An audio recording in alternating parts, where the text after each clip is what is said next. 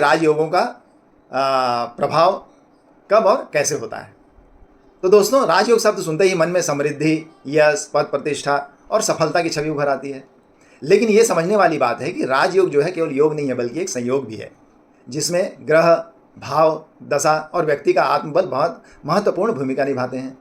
राजयोगों की उपस्थिति मात्र से फल नहीं प्राप्त होते हैं, बल्कि उसके लिए उसका उद्भव, सक्रियता और अनुकूल दशा आना बहुत आवश्यक है। चलिए देखते हैं कि राजयोग की सक्रियता कैसे होती है। बहुत से लोगों की कुंडली में राजयोग तो होता है, लेकिन वो उसका पूरा फायदा नहीं उठा पाते हैं या उनको फायदा नहीं मिल पाता है। इसका मुख्य कारण ये है कि केवल योग होना ही पर्याप्त नहीं है, बल्कि ये योग सक्रिय भी होना चाहिए। ये मुख्यतः ग्रहों की विंशोत्तरी दशा, गोचर और अंतरदशा पर निर्भर करता है। अगर हम एग्जाम्पल के रूप में देखें तो यदि पंचमेश और नवमेश का संबंध दसवें भाव से हो रहा है तो ये एक शक्तिशाली योग का निर्माण करता है। परंतु जब तक इन ग्रहों की महादशा या अंतरदशा नहीं आती है, तब तक इसका प्रभाव पूर्ण रूप से नहीं मिल पाएगा। उसी प्रकार दूसरा, ग्रहों की अवस्था और उनका बलाबल भी देखना बहुत आवश्यक होता है।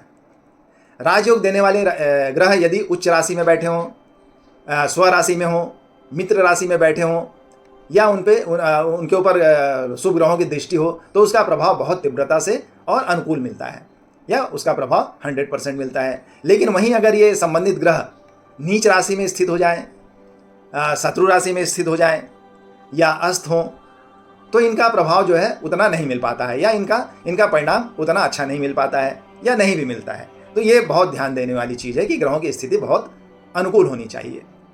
तीसरा है, भाव का संबंध जीवन के किस क्षेत्र से, ये भी देखना चाहिए। हर राजयोग का फल जीवन के किसी न किसी क्षेत्र से जुड़ा होता है।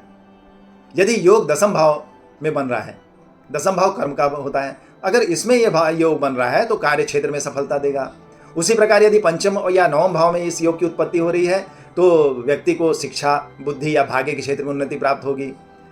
इसी प्रकार यदि ये योग जो है लग्न में या चतुर्थ भाव में बन रहा है तो निश्चित रूप से सामाजिक मान सम्मान और आंतरिक संतुलन में वृद्धि होगी। अब देखते हैं कि योग उम्र के अनुसार कब सक्रिय होता है। चौथा, तो राजयोग का फल प्रायः ग्रहों की दशा से आता है।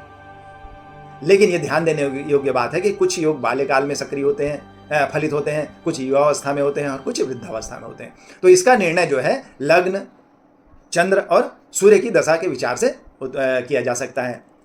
पांचवा, गोचर की भूमिका भी बहुत महत्वपूर्ण होती है इस योग को फलकारी बनाने में। यदि किसी समय गोचर में वही योग आ जाते हैं जो लग्न, दसम और नवम भाव में स्थित हो जाएं, तो या उन्हें बल मिले, ऐसी स्थिति में जो पहले के योग हैं अचानक उभर आते हैं और व्यक्ति को अचानक सफलता मिलने लग जाती है, अचानक उसके परिणाम अच्छे मिलने लग जाते हैं। छठवां है अंतर्बुद्धि और प्रयत्न। तो योगों की सफलता के लिए, योग का परिणाम लेने के लिए प्रयत्न करना भी बहुत जरूरी है। यदि ये भी एक गहरा सत्य है कि बिना प्रयास के कोई भी चीज़ नहीं मिल पाती है। कर्म करना बहुत आवश्यक है। जब तक आप कर्म नहीं करेंगे आपको फल नहीं मिलेगा। योग केवल अवसर प्रदान करता है, और अगर उसका समुचित आपको फल प्राप्त करना है, उस अवसर का उपयोग करना है, तो बहुत जरूरी है कि व्यक्ति की चेतना, प्रयत्न और निर्णय क्षमता अनुकूल हो। ये उसके निर्णय क्षमता और उसके प्रयास पर निर्भर करता है। जिस व्यक्ति में आत्मबल और समय के पहचान की ताकत है, वो राजयोग से मिलने वाले लाभों का वास्तविक लाभ ले सकता है और इस लाभ को उन्नति में बदल सकता है। तो इस जो ऊपर हमने इतनी चर्चा की है, उससे हम ये निर्णय निकाल सकते हैं कि राजयोग का फल तब मिलता है जब पहला, योग का निर्माण कुंडली में शक्तिशाली रूप में हुआ हो।